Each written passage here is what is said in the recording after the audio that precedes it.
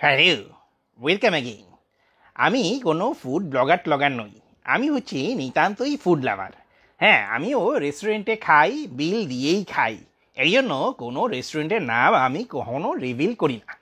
তবে চলার পথে তোমাদের মতো আমিও অনেক রেস্টুরেন্টে গিয়েই অনেক রকমের কম্বো অফার দেখি। কোনোটায় ধরা খাই, আবার কোনোটা দেখে বেশ ভাল লাগে। হ্যাঁ, এমনই একটা রেস্তোরাঁ, আমার কাছে খাবারগুলো বেশ মজা লেগেছে।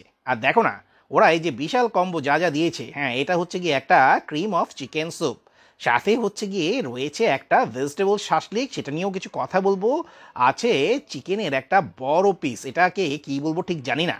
এটা স্টেকও না, তান্দুরিও না, ওদের নিজস্ব স্টাইলে এটা রান্না করা। আর এই হচ্ছে সেই ভেজিটেবল শাসলিক। হ্যাঁ, পেঁয়াজ, গাজর আর ক্যাপসিকাম দিয়েও যে এইরকম শাসলিক বানানো যায়, এই আইডিয়াটাই আমার মাথায় ছিল না। দেখো, ওরা খরচ বাঁচিয়েছে ভেজিটেবল শাসলিক দিয়ে, কিন্তু প্রেজেন্টেশন এবং খাবারের কম্বিনেশনটা কিন্তু জোস হয়েছে।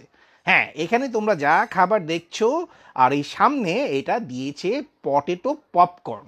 এর মধ্যে কিন্তু ওই যে ইদানিং যে মিট বক্সগুলো চালু আছে না, তার মধ্যে কি করে বলো তো? হ্যাঁ, ফ্রেঞ্চ ফ্রাই আর অর্ধেক সসেস ছোট ছোট করে কেটে দিয়ে দেয়, আর মেয়োনিজ দিয়ে মেখে বলে দেয় এটার নাম একটা মিট বক্স। তার তুলনায় ওই ফাঁকিবাজি জিনিসের থেকে এটা 100 গুণ ভালো। আর এখানে যে খাবার দেখছো, মানে আমার পোর্শন এই পটেটো পপকর্ন, আবার এই দিকে আমার সঙ্গে যে আমার পার্সোনাল হচ্ছে গিয়ে যে ক্যামেরাম্যান, আমাদের দুজনের এতগুলো খাবারের দাম কত আন্দাজ করো তো দেখি। হ্যাঁ, এটা 1,000 টাকার নিচে, মানে 1,000 টাকা দিলে 1 টাকা তোমাকে ফেরত দিবে। বুঝতে পেরেছো? তো দামটামও সব কিছু মিলিয়ে আমার কাছে যথেষ্ট পরিমাণে রিজনেবল লেগেছে। হ্যাঁ, যেই খাবারগুলো, এই খাবারগুলো নর্মাল রেস্তোরাঁতে পাওয়া যায় না। আগেই বলেছি, এটা না স্টেক না অন্য কিছু, এটা ওদের নিজস্ব স্টাইলে রান্না করা একটা খাবার। আর যখন তোমরা এই ফর্ক আর নাইফ দিয়ে খাবে, তখন হচ্ছে গিয়ে উপরে তোমাদের ইন্ডেক্স ফিঙ্গারটা রাখবে, যেন চাপ দিয়ে সেটা থেকে সহজে মাংসটা খুলে আনতে পারো। আর নর্মাল রাইস যদি খেতে চাও, তখন তোমরা স্পুন আর ফর্ক ইউজ করবে, কেমন?